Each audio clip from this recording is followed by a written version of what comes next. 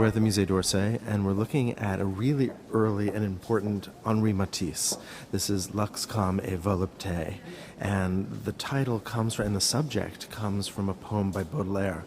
And it's a really enigmatic painting, and one that I think we should locate in its making. It was made during a summer trip to the seaside with one of the great post-impressionist painters, Signac, who was a pointillist. And so you can clearly see the influence of that art, of the art of Seurat, of Signac here. But this is not pointillism. It does use these little brushstrokes which have pieces of independent color, but it's using it in a way that really, in a sense, doesn't understand or isn't interested in the optical effects that Signac was interested in. They're much more intense colors. They're very vivid and saturated colors, used very unnaturalistically, not used the way that Seurat was interested in terms of increasing luminosity. Here the colors are almost an affront to the senses. They're reds and purples and oranges. That's perfect, because the next year, Matisse, with a number of other painters, will become known as La Fauve. The wild beasts. That's right, using color in such radical and aggressive ways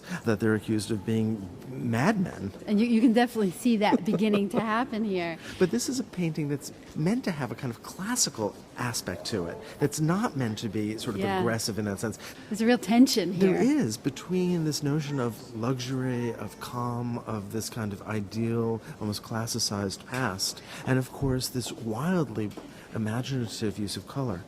But there's also a tension between the forms themselves, which seem classical and created in a way where line is primarily important, these beautiful harmonious lines and the arrangement between the figures that might remind us of the art of Puvis de Chavannes or in Cézanne's Bay. There's the structured relationship of forms, and that in contrast with this wild color. Where it's creating this tremendously activated surface, where it seems like the paint is constantly shifting and in motion.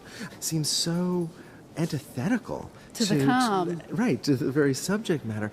It's an artist who's in total flux, who's looking for a pathway, who's looking to understand what painting can now do, what to do with this extraordinary freedom that is available to the artist at the beginning of the 20th century. Exactly. I think that the artists at the end of the 19th century had bequeathed to the artists of the early 20th century this incredible freedom in terms of color, in terms of thinking about the painting as an independent unit and structure that could have its own internal organization.